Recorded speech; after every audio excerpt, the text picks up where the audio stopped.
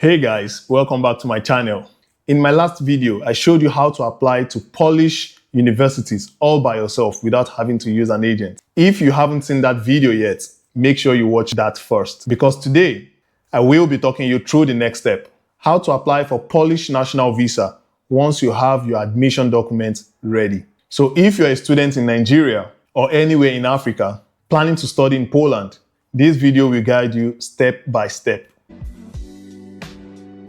The first thing you need to do once you have your admission documents and all other supporting documents is to book for an appointment at the Polish Embassy in Abuja. Now, I know a lot of people struggle about this, but if you need assistance whatsoever with this process, feel free to reach out to me. It's not free, of course, but I can assist you with booking your appointment.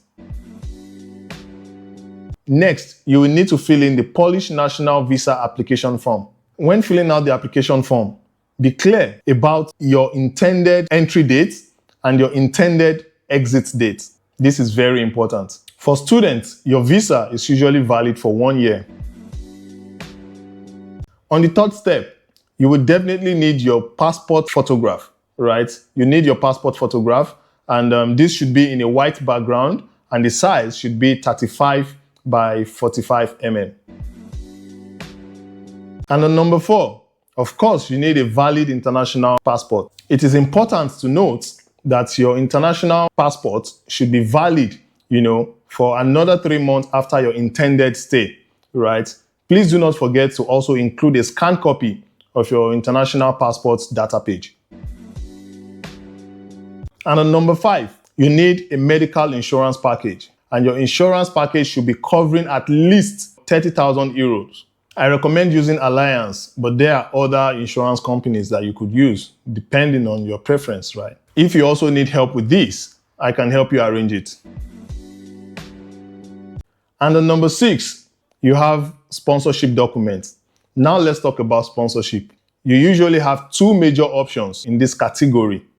The first one is actually using a sponsor, right? Be it your brother, your sister, your mom, your dad, or even your uncle. So what you would require from them is their international passport's data page. You also would require their national ID card.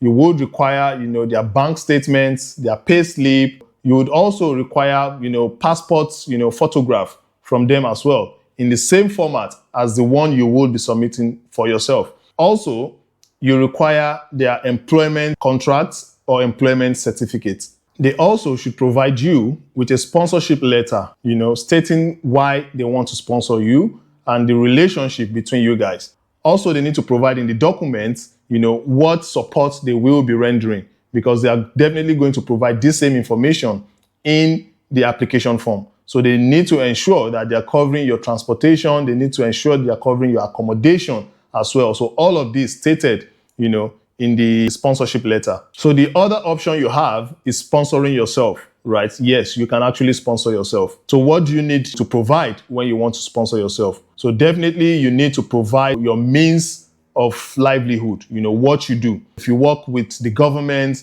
you need to provide employment certificates, you need to provide employment, letter, right? You need to provide either of these. Also, if you work for yourself, you need to provide your, CAC, right? Which is the business registration document. You need to provide that as well. You will be required to provide a bank statement, your bank statement or your pay slip. If you have both, like I always say, fantastic. And of course, you need to provide your sponsorship letter as well, stating that you're self-sponsoring. And on number 7, statement of purpose. This is very, very important. You need to be prepared when it comes to statement of purpose. So you need to prepare a statement of purpose stating why you're going to Poland or to Europe and the purpose and condition of your intended stay and your intentions, after your studies. This should be very, very clear. I will give you an example of these scenarios. So, for example, you have aging parents back at home, that you need to go back to take care of them, of course. Secondly, that you have a job or a business waiting for you back at home. Also, that you own a property or responsibilities back at home. This would convince them why you probably would want to go back to your country. after your studies. But don't ever give the impression that you want to stay in Poland or any European country you're going to permanently. Never do that. On number 8, the proof of payment. You need to attach all receipts showing that you've actually made every payment, as you've indicated in your application. You need to specify, you need to show receipts. Attach all payment receipts, including the tuition fee receipts, including the accommodation receipts, and any other payments that you must have made. On number 9, the visa fee. The Polish national visa fee is now 90 euros. It used to be 80 euros, but now it's 90 euros. Bring it in cash only because no transfer is accepted. Place the cash in the middle of your international passports, during your appointment. On step 10, you actually need to remember where the location of the embassy is. Remember, there's only one Polish embassy in Nigeria, and it is in Abuja. And this is the only embassy that serves, all other West African countries, or maybe most at least. On step 11, you need to cross-check all of your documents. You need to cross-check them from your school admission, documents, from your all other documents that you've provided. Make sure your name actually correlates, in all of those documents. Also, the receipts, make sure your name is on those receipts. Make sure everything correlates because consistency in your application document is key. On step 12, during your interview, they are definitely going to ask you some questions like, what are you going to do in Poland? Why Poland, right? And what do you know about Poland? How did you get to know about these things? They will ask you some tricky questions, just like they're trying to converse with you. But trust me, they're taking notes. Make sure all of your responses matches with everything on your document. It has to match. Because if it doesn't match, then they probably think, okay, maybe someone did the document for you and you don't even know what you have there. Your responses need to correlate with whatever you have on your document, especially your statement of purpose. So when answering those questions, mention things like you want to experience the Polish culture. This also could get them excited, like, yeah, why Polish culture?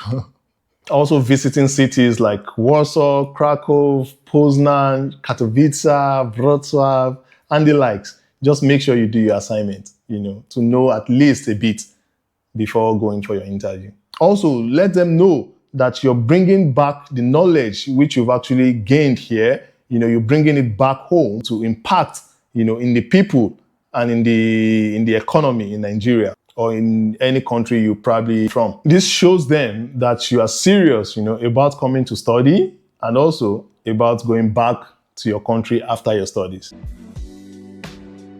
Additional documents. These are very important. So here are extra documents that are often requested, by the Polish embassy, during your appointment. Number 1, proof of accommodation contract, either from the landlord or from the dormitory where you're actually, booked. Show this proof and show them that you've also paid, you've made payments, for your accommodation. This is very important. Without payments, trust me, your application is going nowhere. You need to show them that you've made payments and reserved your accommodation. You need the contract and it should be valid for not less than 1 year.